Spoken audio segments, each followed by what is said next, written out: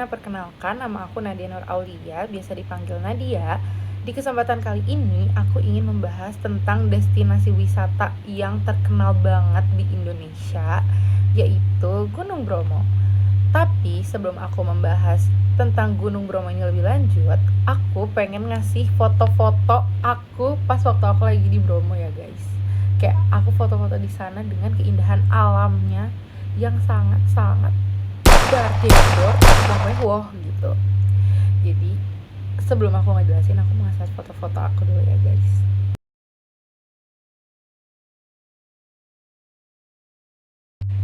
Nah, kalian udah lihat kan foto-foto aku, dokumentasi aku waktu lagi di Bromo. Gimana? Nah, sekarang izinin aku buat ngebahas tentang Gunung Bromo ini sendiri.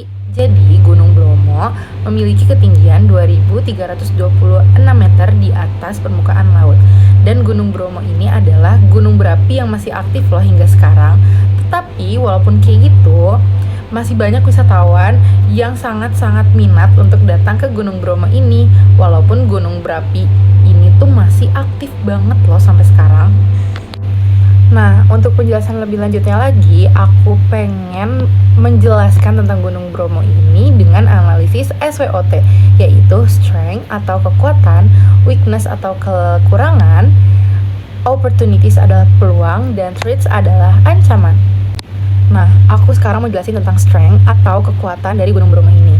Bromo ini tuh punya banyak banget strength yang bikin dia tuh jadi tempat yang unggul untuk banyak wisatawan datang.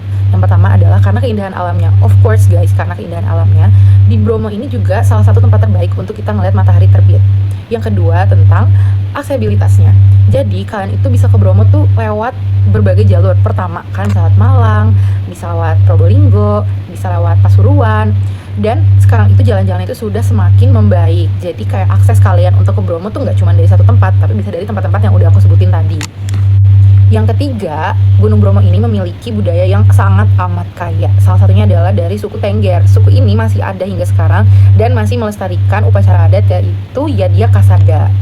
Dari tradisi ini, banyak sekali wisatawan yang sangat tertarik karena tradisi ini itu mempunyai daya tarik yang tinggi untuk kita bisa melihat keharmonisan antara manusia dan juga alam. Selain itu, keberadaan fasilitas yang ada di Bromo ini seperti jeep, penginapan, dan juga pemandu wisata itu turut membantu pengunjung yang ingin mengetahui tentang kawasan Bromo ini. Nah, setelah aku menjelaskan tentang kelebihan Gunung Bromo ini, aku pengen ngejelasin tentang kekurangan yang ada di Gunung Bromo ini. Jadi yang pertama itu, cuaca di Gunung Bromo ini sangat-sangat ekstrim. Apalagi kalau malam hari itu dingin banget, benar-benar sedingin itu.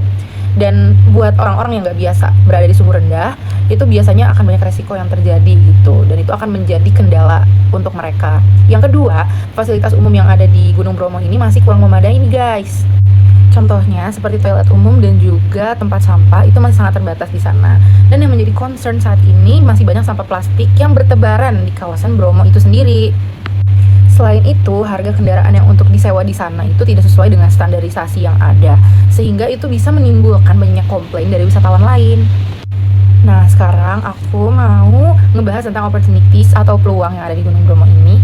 Yang pertama, karena meningkatnya wisata alam dan petualangan, Gunung Bromo ini bisa menjadi destinasi ekowisata berkelanjutan yang tidak hanya menarik wisatawan, tetapi juga menjaga kelestarian alam. Selain itu, perkembangan teknologi digital dapat dimanfaatkan untuk promosi wisata, misalnya melalui media sosial, vlog perjalanan, dan kerjasama dengan influencer ternama, kayak selebgram, gitu-gitu, tiktokers, kan bisa tuh ya guys.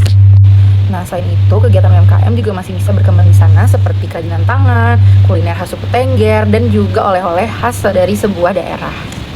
Selanjutnya, dari sisi ancaman atau threats, yang pertama itu ancaman dari erupsi gunung berapi dan juga longsor, karena itu bisa mengganggu aktivitas wisatawan yang ada di sana. Yang kedua adalah kerusakan lingkungan akibat perilaku wisatawan itu sendiri, yang tidak bisa menjaga kebersihan. Makanya guys, kita kalau ke sana itu harus bisa menjaga kebersihan agar Gunung Bromo ini tetap asri gitu guys. Yang ketiga, ada juga persaingan destinasi wisata lain di Indonesia, seperti Kawah Ijen, Dieng, atau Gunung Rinjani. Itu menuntut pengelola Bromo untuk terus berinovasi agar tetap menarik para wisatawan untuk selalu atau untuk tetap datang ke Gunung Bromo itu sendiri. Selain itu, perubahan iklim yang terjadi di Indonesia ini juga bisa menjadi tantangan karena iklim itu tidak bisa diprediksi guys. Jadi itu bisa menjadi tantangan dalam pengembangan destinasi Gunung Bromo ini. Segitu aja ya guys penjelasan tentang Gunung Bromo dari aku. Semoga kita masih bisa ketemu di lain kesempatan lagi untuk aku ngejelasin mungkin destinasi wisata lainnya. Thank you guys.